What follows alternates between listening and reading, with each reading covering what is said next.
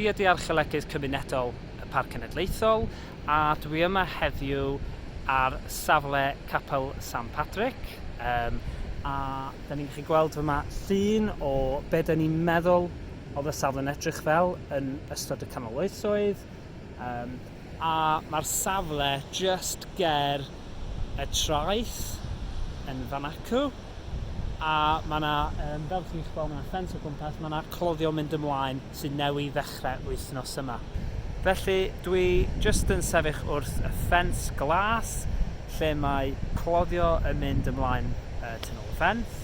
a fedrwch chi weld mae yna nodyn tu nôl fi a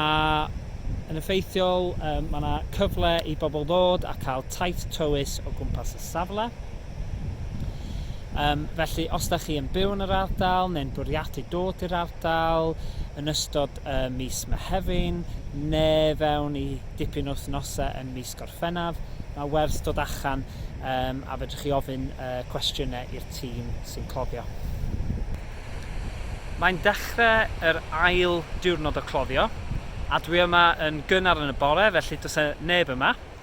ac o hynny'n cyfle i fi gael dod yma i wneud arolwg drone. Felly un o'r pethau sydd yn werth bwysleisio ydy'r ffaith bod y safle reit wrth y môr. Chi'n gweld mae'r golygfa yn hyfryd yma ac oherwydd hynna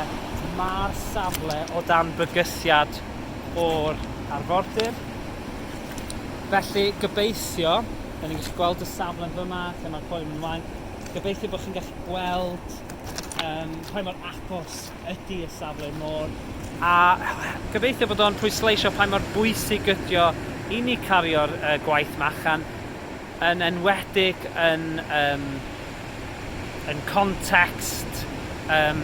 newid hinsawdd.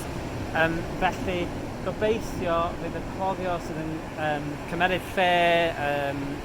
tro yma yn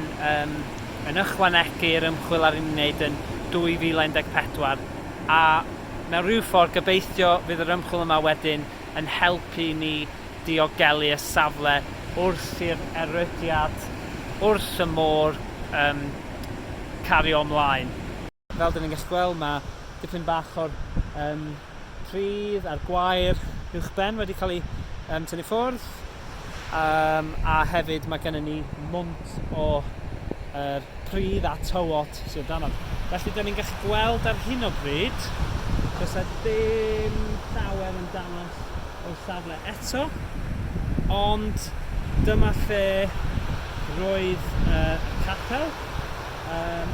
mae'r cloddio wedi cael ei wneud tan o'n ni yma yn 2 flynedd yn ôl felly bwriad ydy bod ni yn cario ymlaen hefo'r ymchwil yna am y 6 wythnos nesaf. Felly fydd o'n diddorol gweld beth maen nhw'n darganfod a dwi'n gobeithio mi fyddai yma dros y 6 wythnos nesaf i gallu diweddaru chi ar popeth sy'n mynd ymlaen ar y safle. Ond, fel dwi wedi sôn, os da chi yn bwriadu dod allan i'r ardal neu ydych chi'n byw yn yr ardal, dewch allan i weld be mae'r tîm yn wneud yn ystod un o'r teithiau tywys o gwmpas y safle.